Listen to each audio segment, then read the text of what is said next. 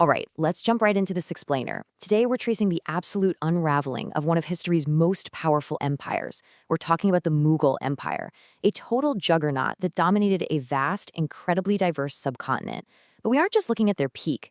We're breaking down exactly how they fell apart.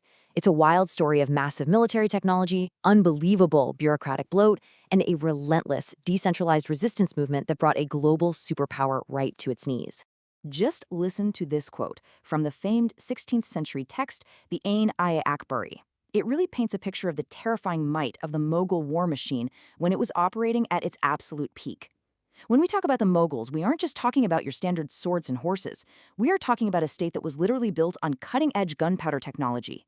They had an absolute abundance of firepower, giving them a massive tactical edge over anyone who dared to challenge them in the region. So that brings us to the million-dollar question we're going to answer today.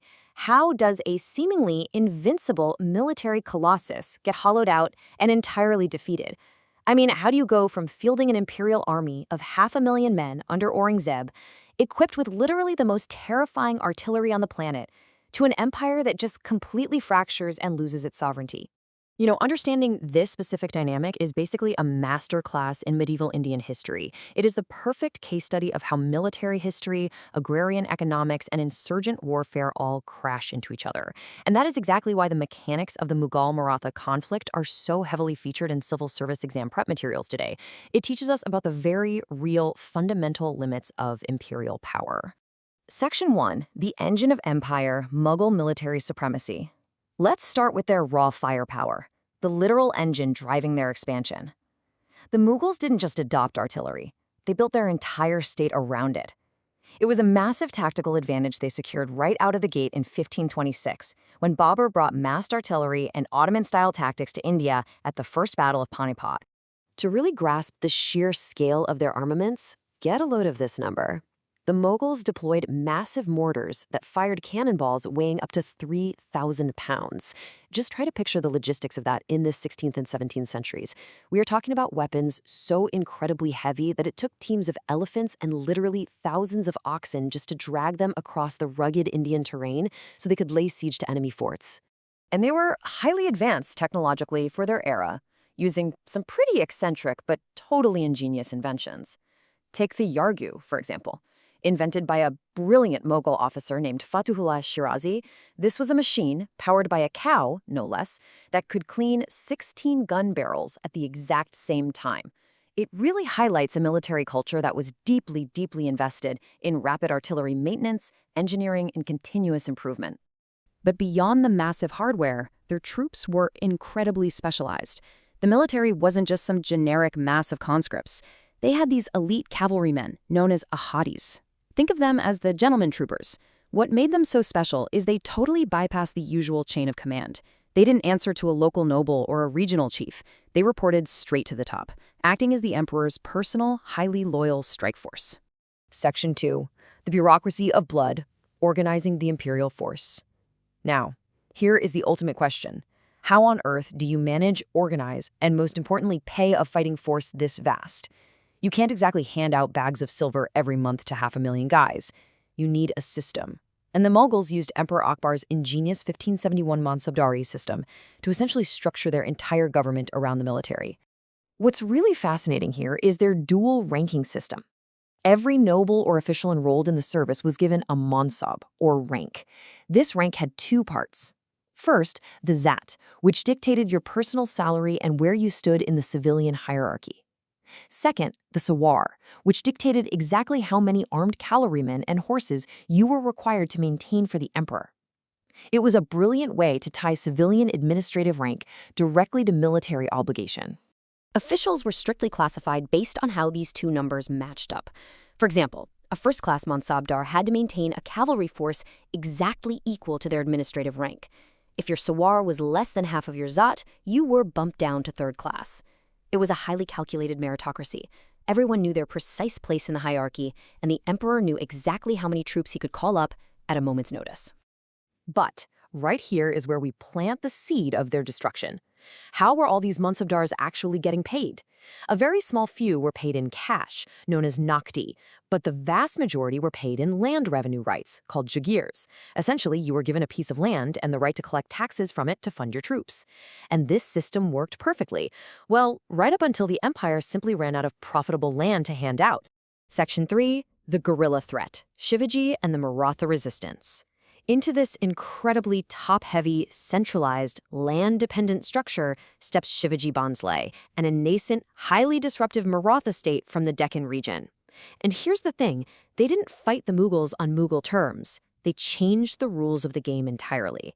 We are talking about the ultimate asymmetric warfare. On one side, you have the Mughals, massive 3,000-pound cannons, incredibly slow supply trains, taking months or even years to lay siege to a single hill fort. On the other side, you have the Marathas, swift, light cavalry known as Bargirs, expertly utilizing the local terrain, employing scorched earth tactics to starve out the Mughals, and executing lightning-fast, hit-and-run guerrilla raids. Those heavy Mughal cannons were practically useless against an enemy that simply refused to stand still. And this resistance definitely didn't happen overnight. It was a relentless build across 3 distinct phases. First, you have Shivaji's foundational revolt and audacious raids that totally frustrated Mughal annexation. Then, a massive escalation. Emperor Aurangzeb personally marched south for a 26-year attritional campaign that thoroughly exhausted the imperial treasury. Finally, after Aurangzeb died, the Marathas under Peshwa Shahu formalized into a confederacy, pushing deep into Mughal territory. It was just a continuous, generational bleeding of Mughal resources. Section 4, the breaking point. The Jagirdari crisis. But the fatal blow wasn't just this external guerrilla threat. No, it was the internal weight of their own bureaucracy literally buckling under the pressure of these endless wars. Because to fight the Marathas, Aurangzeb needed more commanders. And to get more commanders, he had to appoint more mansabdars. The bureaucratic bloat was absolutely staggering. Back under Akbar, when the system functioned perfectly, there were about 1,800 mansabdars. By the end of Aurangzeb's reign, that number had exploded to nearly 14,500. The empire simply did not have enough agricultural land, enough Jagirs, to pay for 14,500 nobles in their respective armies. It's a classic domino effect, which historians call the Jagirdari crisis. Step 1, way too many nobles. Step 2, a severe shortage of land to grant them. Step 3, the land they did eventually get didn't produce nearly enough revenue to pay their assigned cavalry. And finally, Step 4, the nobles couldn't maintain their troops, the military fractured, and the entire, highly organized Mughal machine just completely broke down. Section 5, fragmentation of power. Diplomacy as a weapon. Taking full advantage of this massive internal financial rot, the Marathas shifted their strategies under the leadership of the Peshwas. They realized something brilliant. They didn't actually need to conquer the Mughal Empire outright. They could just bleed it dry legally. So they pioneered an aggressive form of revenue diplomacy. Through subsidiary alliances, the Marathas started demanding chauth, which was a 25% cut of the revenue from Mughal provinces, and sometimes they tacked on an extra 10% called sardeshmukhi. In exchange, they promised not to raid those lands. They essentially set up a massive legal protection racket, siphoning off huge chunks of imperial wealth right from under the emperor's nose, all while maintaining this polite little facade of Mughal sovereignty. And think about what happens when an empire has its revenues siphoned away while its bureaucracy is in a total crisis. It stops innovating. By the 18th century, the Mughals had entirely lost their technological edge. They couldn't afford to pay their soldiers, let alone upgrade their once great artillery. Those heavy bronze guns became totally obsolete, easily outmaneuvered by superior mobility, and vastly outgunned by modern cast-iron weapons from emerging powers. Which leaves us with a pretty massive, provocative thought to chew on. The fall of the Mughals wasn't just about losing a few battles on the field. It was a total systemic failure.